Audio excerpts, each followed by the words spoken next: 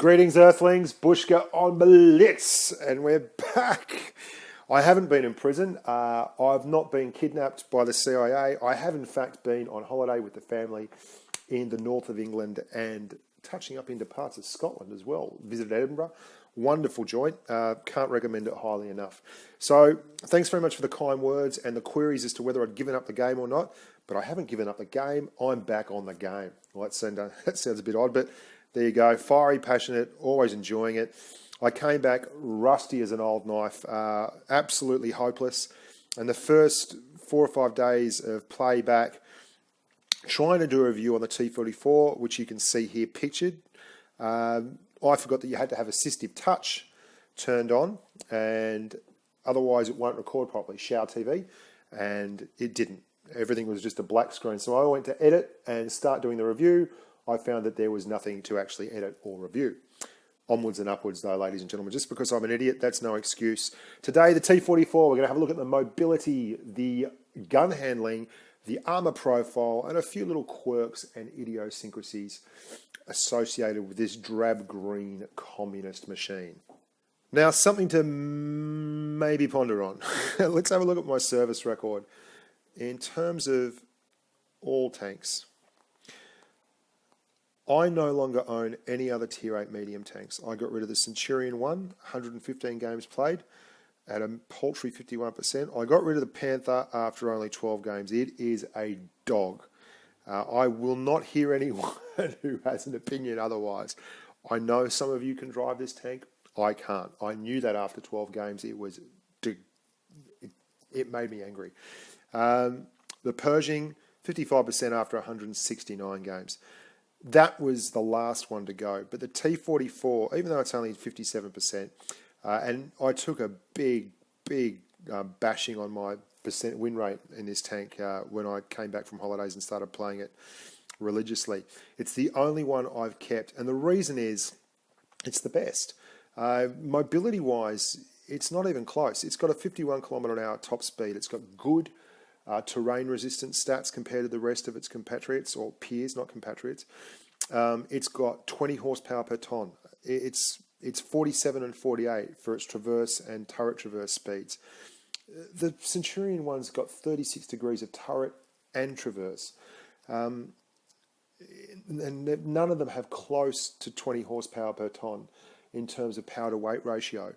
The weapon is more than adequate for your purposes. At 0.35, you can snipe with this if necessary in a medium. It has a nice solid alpha, really good mix of rate of fire and alpha. But the mobility is where it's really at for me. It's got a good power to weight ratio and good soft stats for the terrain, so it takes off quickly. It maintains speed really well through the turns. It's got a much better traverse, which means that you can circle of death slower tanks like KV4s and some of the bigger tank destroyers. And all those things are the bread and butter of mediums. Don't be fooled. It's not always about the gun. There are some tanks like the E50 where the gun is enough to offset poor mobility stats, but it's got to be a bloody good gun, and 0.30 dispersion with big alpha is a bloody good gun. When you're talking about the negligible differences like between the gun of this tank and the gun of the Pershing, for instance, let's have a look at the tech tree. Your good old Pershing, which isn't a bad tank, but the top-notch weapon for the Pershing, you'll see there, it's got a 0.37 dispersion, 7.87 rounds per minute, slightly more rounds per minute, slightly better aiming time, worse dispersion, bit better view range, same kind of alpha. When you look at those things, you think, why would you muck around with something like that, which has poorer mobility? You'll see there it's got 48 kilometres an hour top speed, 41 degrees of traverse and 38 degrees of turret traverse, and 42 tonnes with 704 horsepower. So why would you muck around with something that's not quite as good as this and stick with it? And I just don't have the floor space in the showroom to keep every tank I've ever had. Unless you've got money coming out of your ear holes, you wouldn't. And for me, this is easily the best Tier 8 medium. So That's the mobility. So weapon-wise, what's this gun got going for it? Why do I like it so much? Well, it's because of the way it combines with the tank. It's actually got very poor penetration stats. It's only got 175 millimeters of penetration, which is not terribly a large amount of penetration. Comparatively speaking, you've got about 203 on your Panther 2, which is, I believe, is the highest base pen at the tier. That's the same tank, same gun as the tank, the Tiger 1, with the long 88. However, higher aim time, certainly lower alpha, and this tank has a lovely blend of gun and mobility. So when you are getting to the flanks and you're spot firing and putting effective fire into weak spots, it's grand. If you want to be at the front line or camping your respawn, as a lot of clown shoes do, this tank is not going to be doing it very well unless you want to blow an absolute buttload of money on APCR rounds. Now, I don't carry a lot of APCR. I've got 6 rounds on this, which is probably overkill. I generally use that for tier 8, tier 9 and 10 tanks when I'm in those kind of fights. You will struggle to pen frontally tanks like the IS-3 or the KV-4, but that's fair enough. They're big, heavy tanks of the same tier. If you were going to be penning them frontally comfortably, you wouldn't be a medium tank. You do, however, have a weapon that's 0.35 dispersion. It's more than strong enough to snipe with. A 0.35 dispersion and a 2.3 second aim time, which is quite low for its tier. The average alpha is 280, which is bloody brilliant. 280 alpha is a good blend, and you'll fire around about every 10 seconds. 6.67, I think, is your rounds per minute. Now, none of those are best in tier stats, but it's a workmanlike gun. It's got very good alpha. It's got good rate of fire. It's got poor penetration, but you can live with that. And it's got good dispersion. So, yeah, the gun suits the tank, and the tank suits the gun, which is how it should be. Now, in terms of armor profile, it's a tricky one. The armor is nothing to write home about on paper. As always, the game is incredibly misleading when it comes to armor. It tells you have 90 millimeters at the front, 75 at the side, and 45 at the rear, which is great, and you do if you're a box with wheels. But none of the tanks in this game are really represented very well by the armor profile. This tank has sloped frontal armor. It is not sloped enough to make it an auto bounce by any stretch of the imagination, but it can be used very much like the armor profile of the E50 and the E50M. To demonstrate this, I'm going to use Armor Inspector. So if we have a look at that now, that'd be grand. So here we have the T44 in Armor Inspector. Now we're looking at it from the perspective of the Tier 8 American medium, the M26 Pershing, with its 90mm T15E2 M2 gun. Now, I'll show you. The AP round on that will obviously go straight through, no worries at all. But ground is variable in the game, and there are ways of minimizing that. Now, your lower glacis is actually quite small, and your upper glacis is very, very large. And you can see there that if you turn your tank like this, it turns very red. But, you say, anything hitting me in the side along here is going to go straight through, blah, blah, blah, blah, blah. And yes, it will. But you're in a medium tank. You are very, very mobile. So you can flash that, much like you do on the E50 and the E50M. You can flash that big upper plate.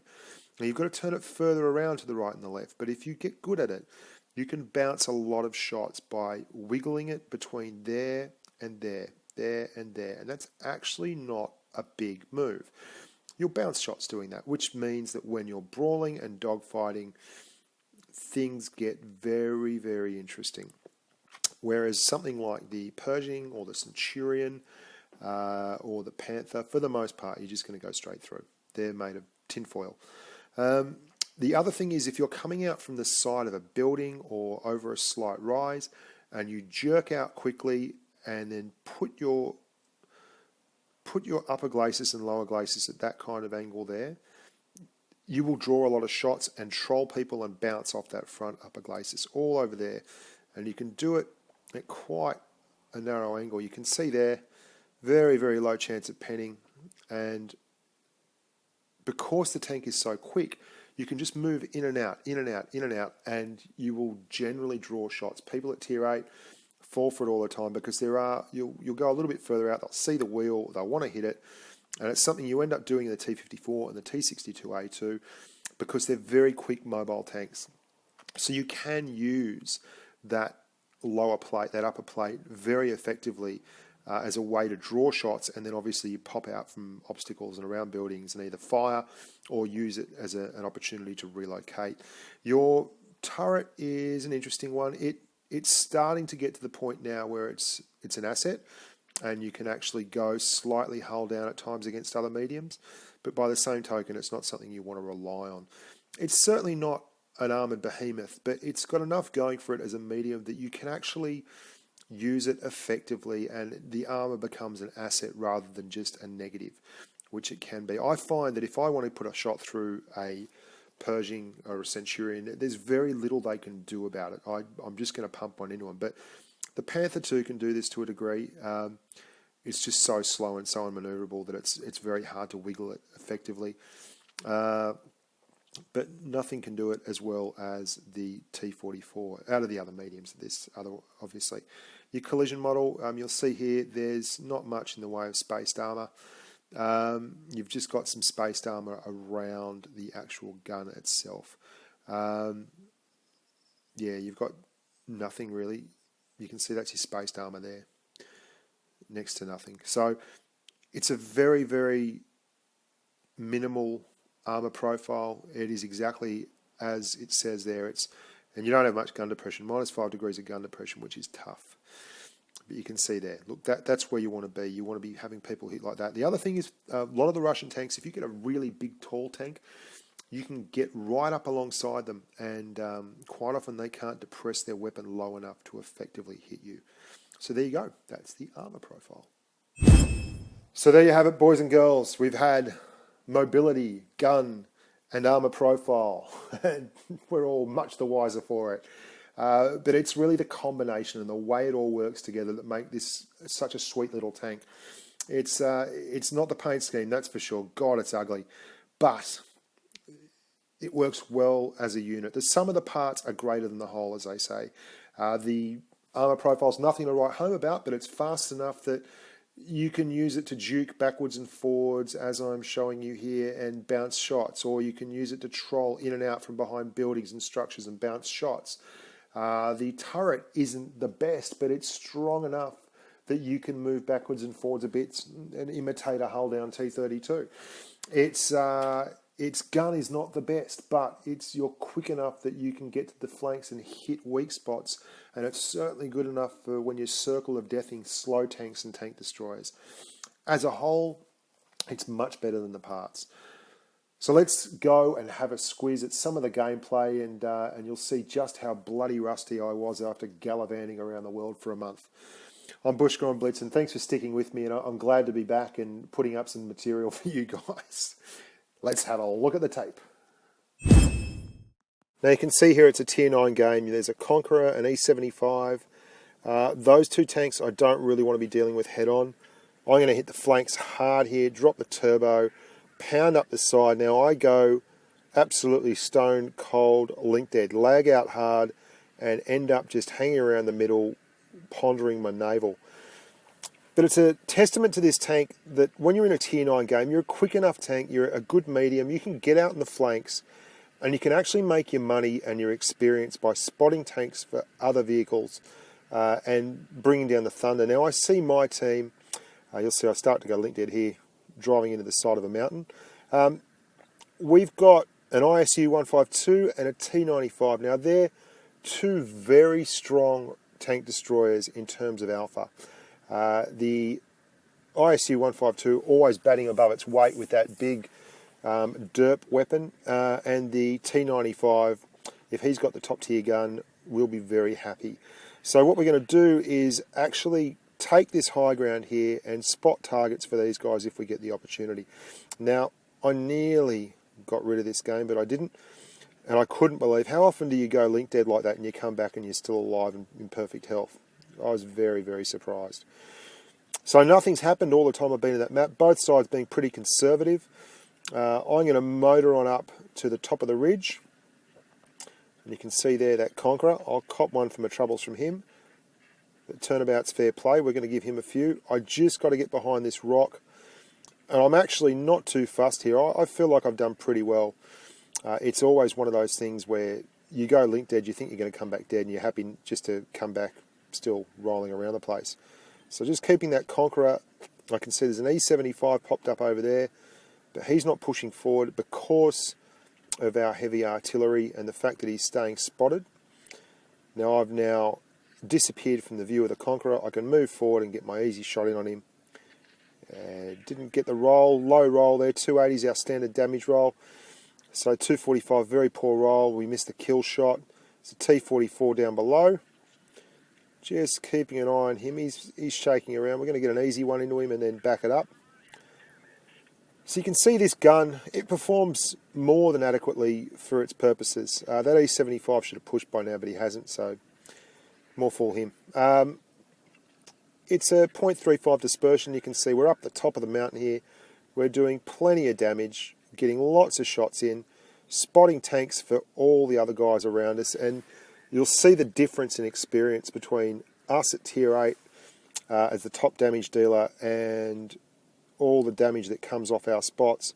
You'll see the difference experience at the end of the game.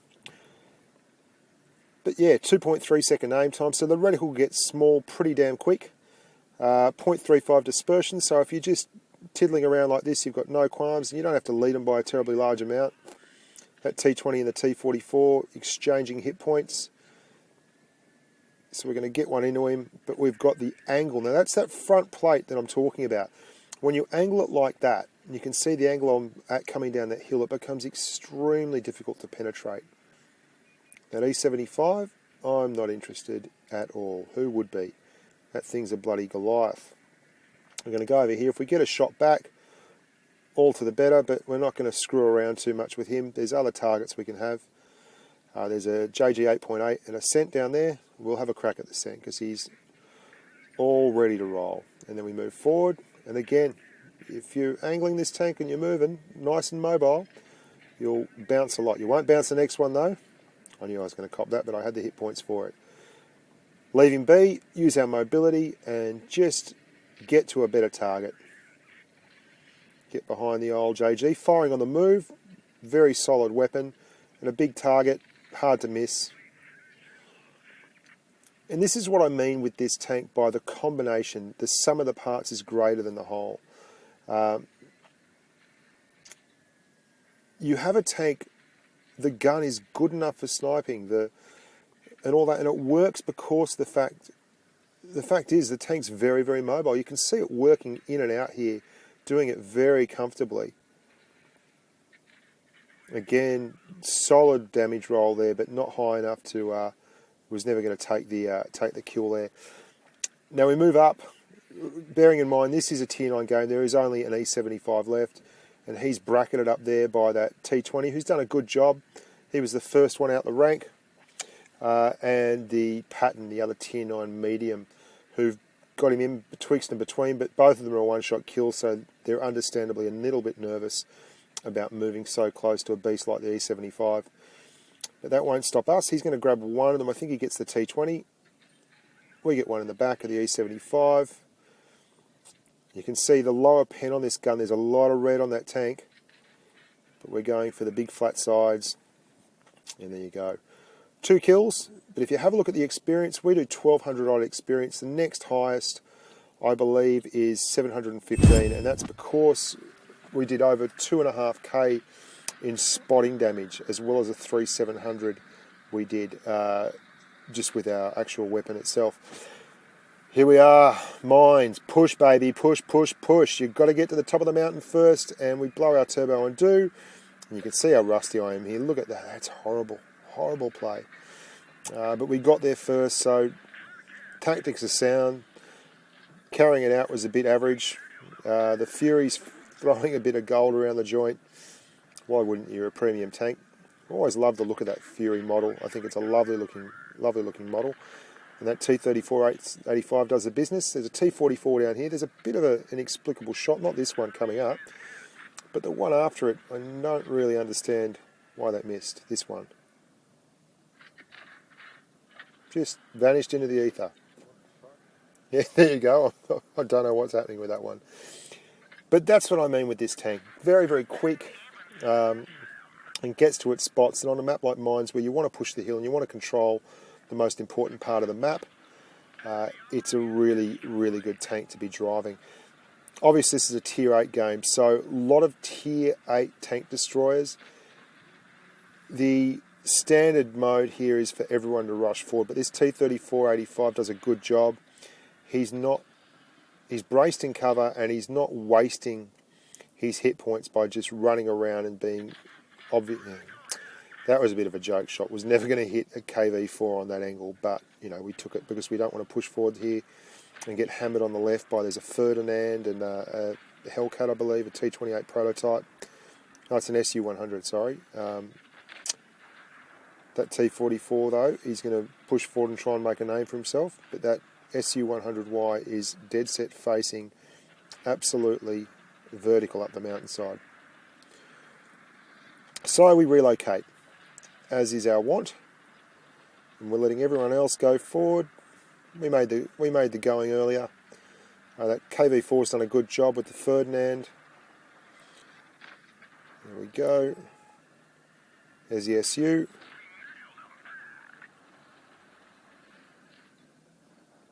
He's down, and then we're going to push forward.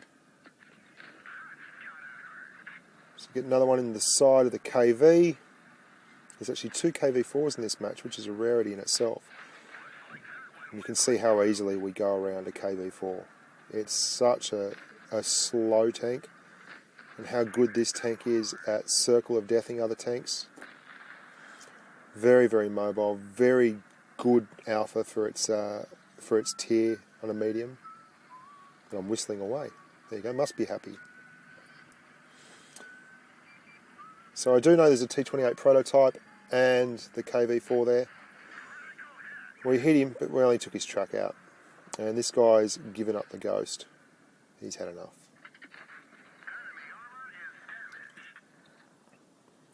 Very poor penetration value. And just so you know, that little thing is spaced. So you'll see in a second, I learnt this because I try to shoot HE near the back of the turret, and it's actually not pennable.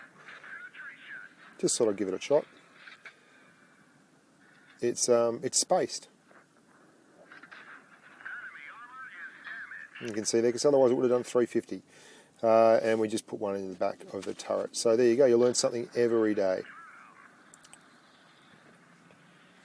And that's the end of this one, I believe. The T28 prototype. We do rush down here and maybe get a shot into him. But look at this, we're leaving everyone behind again. We're hitting our top speed pretty comfortably. Even going through the water, it goes pretty well. And it gets a touch deeper here, but you'll see how good the soft stats, the terrain resistance and such is with this tank. It still motors on through pretty comfortably. Even when turning, it's not stalled up too much, which is saying a lot, because that will usually bring you to a grinding halt. Now, zoomed in on the move, not a problem, that shot. We do miss this one. I think it's a bounce more than a miss. Yeah, not unexpected. But a very solid performance from a very solid little tank. Now we're going to have a look now at something this tank is absolutely brilliant at, and that is wolf packing. If you get 2 T44s in a group, and at the moment it's me and Chapos 3, you can go hell for leather. This is a tier 10 game. And as you'd expect in a tier 10 game in a wolf pack, we go hell for leather. There's 5 T44s in this game. And I said to Chapos afterwards, could we have been any more aggressive? And he said, in typical Australian style, we're not here to fuck spiders. Now what he means by that is we're not here to fool around. So we get to our spots early and often. Down here's a very good spot. If you can push it, you'll see, you get here quick enough, you'll catch other tanks who haven't been fast and drop the hammer getting across. Now he sees tier 8, he thinks he might have a go, he stops, and that's a brutal mistake. He should never have stopped there, that E50. Got himself in all kinds of strife, and suddenly he is all but done. So we're moving fast around the flanks. Very interesting wolf pack. We've got three T44s, or two T44s and a scent. And that was a very lucky shot there, but we were pretty sure we were going to make it. We had enough time to get the reticle down small and do something interesting. So Chapos and I have churned up their tier 9 medium. There's another one that was a little bit slow off the mark and is camping in the back. And we've got him again. You see this tank is quick and effective, and in a wolf pack, because of that speed and that agility, you can really tear people up. Even though this is a much higher tier game, we are good and proper doing their number. Now Chapos is churning up there on the left. And you see they're all at 6s and 7s. And by that I mean they're at odds and evens. They don't know what they're doing. But still, it's only a 1 tank game for us at the moment. They're 2 down, we're 1 down. And we've run into an IS-8, which is not going to be an easy pen. We got 1 into him there, but they now know where we're at. And as happens often with mediums, it can stall in this kind of situation. But because I'm in a platoon and my mate's going, that means I'm going too. And that's one of the best things about being in a platoon. If your buddy goes, you go with him. Otherwise, there's not much point. You may as well be playing on your own. And so we're after this IS-8. And if you can get that pike nose on an angle, you're always a chance. So I smashed the tier 9 heavy. Moving forward to have a look at something else. And that Scent's doing a good job. He's taken out the T44. Now the ST1, as I've now been told it is, not the STI. He's got plenty of armour, the bouncy castle. He can handle whatever I can throw at him quite comfortably. Look at that. I've got no APCR left. So if I can't do a big bunch of damage on him, I can at least track him for everyone else. You can see there, got him. Now they've got the tier 10 left and the T44. They're second of their 2 T44s. And we are going to, like all good idiots, race for the final kill. I should have let Chapos get this one anyway. I think he may well, so we both get the double kill award for... We do manage to ram him though, which is very intelligent.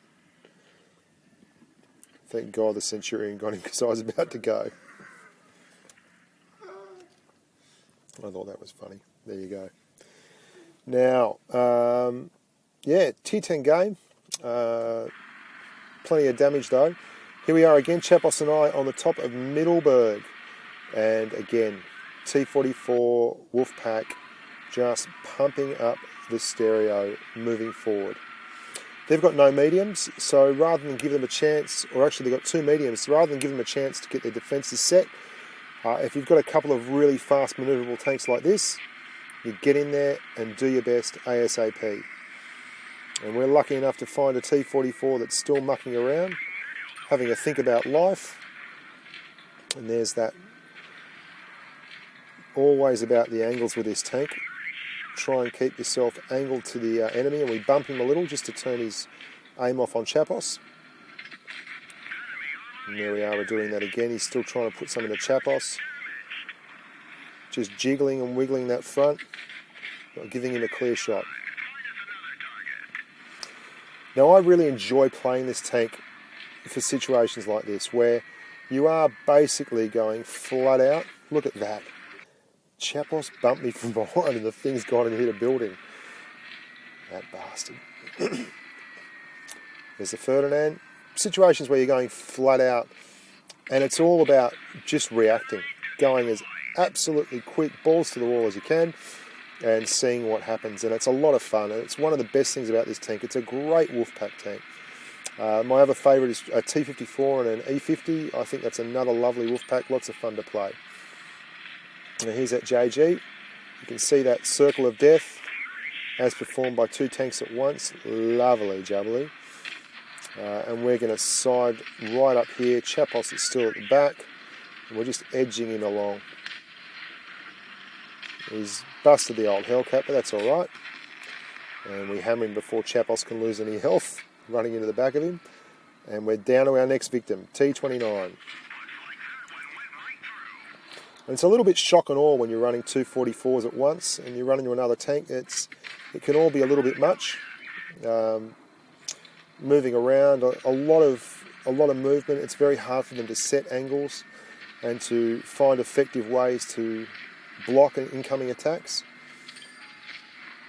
Now we're 3 tanks each. I'm not sure what that guy's saying. IQR something anyway. We're now down 3 tanks to 2, but Chapos quietly finishes off the T29.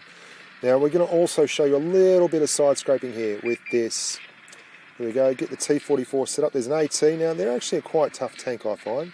It's got a very high rate of fire, a lot like a JG88. And we're just moving forward, taking him on the tracks, keeping him stuck. Get the louver there as well. Another hit on the tracks. We've gone to APCR because these are such tough tanks to pen, and I really want to make sure we get him.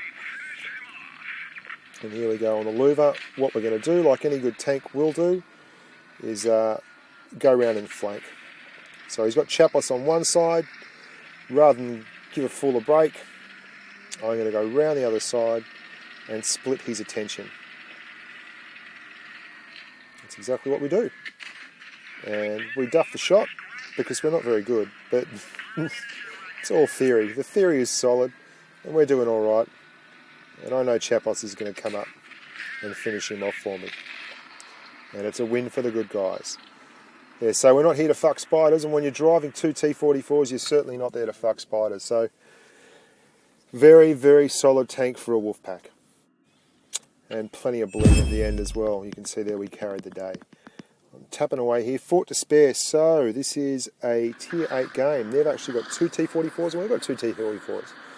Should be interesting. IS3s can be a very tough frontal pen for this tank. You will have to blow APCR. And there's some creases in the front pike of the IS3 as well, which can kind of swallow rounds like...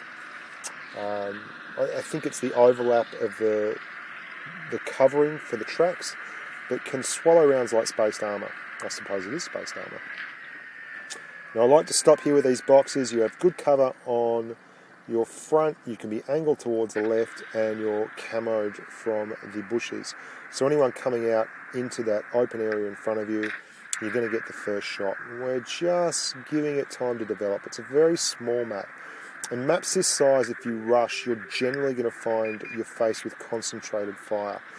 Now the KV3, it's important to know where the KV3 is because the IS3 is probably going to be around the same area. The heavies operating as a duo there. And we're going to now push up and in. And I'm conscious, very conscious of my left. I can see there is a tank, probably a T44 on that flank there on my left. And I'm always looking to make sure I've got an idea of where he is. And we're stopping at the boxes here. We're just going to put effective fire into the Churchill, making sure that you can see there that T44 on the mini-map is moving forward. And I'm very, very aware of that. That's why I've popped my turbo and I want to get round here into the thick of it before I can get hit from behind. That's what I talk about with this tank in terms of setting the table. You get to choose the situation. Now I know these guys are going to turn and put the hurt on me. I've still got some time left on the turbo, so I'm actually going to turn past them and take my chances frontally because there is another tank coming up behind. KV3, move back on him, try and give this guy a chance to go through, but for whatever reason he doesn't. He chooses the wrong lane, straight through. You can see there runs into a Tiger 2. There's our second victim, and we're rolling on out. I've lost everyone on the mini-map. I'm sure they'll spot soon, but I'm not 100% how many of them are in the cap circle. I see that there's a T44 moving back from the cap circle. And there's the IS3. The most reliable place to hit them is in the arse. So we're well up here. We're a tank up, and we're looking pretty strong though. The T44's on my right, and there's an M6 there as well. I don't want to waste my hit points. I'm going to use the boxes here to my advantage and just duck on back. Just shaking and baking. Someone's going to go reset that cap. The T44 is doing a good job. There's that T34. Put one into the top of his turret. See, this weapon is more than adequate for that kind of thing. He returns like-minded, but we're trading hit points here, which is never the way to go forward. But if you look at the angle, he gets blocked by the other T44. You look at the angle I'm putting my nose out at, it actually is just showing enough of that very steep frontal glacis to make sure that if they do kick one over my way, it'll be a bounce. Unless they fire from that left-hand side there. I was more worried about the guys in front of me. But anyway, onwards and upwards. So we've got 4 kills. Going to get 5 with the M6. This actually could have been a 7, come to think of it. If I had got this T44 here, I was only half a second off getting him as well. So there we go. The Flat Panther is going to be the number 6. And we're done. So whether in wolf pack or solo, the T44 is one hell of a package. And as a tier 8 medium, you can see plenty of bling there. 4k damage, 6 kills. What do you have to do to get a fucking mastery badge in this thing? Yes, Bushka, you're dead on. What do you have to do to get a mastery badge in this thing? 6 kills, 4k damage at tier 8.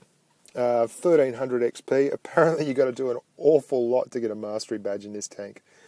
So look, I've been Bushka on Blitz. It's lovely to be here again. I'll be producing an IS3 video in the not too distant future. Look forward to seeing you all out in the game. Contact me on the English speaking forums in the Asian server portal there, or in game you can add me as a friend. I'm always happy to have a chat. I've even been platooning with a few lately. For those of you who've been requesting platoons and such, it can be very hard, especially as we're just back at work at the moment after the holidays. With kids, sports, school, work, blah, blah, blah, blah, blah. It can always be tough to find the time. But don't despair. I certainly do look forward to platooning with you in the near future. Bushka on Blitz, this is my channel. That was my review. Hope you have a good time and stay safe out in the battlefield. Bye for now.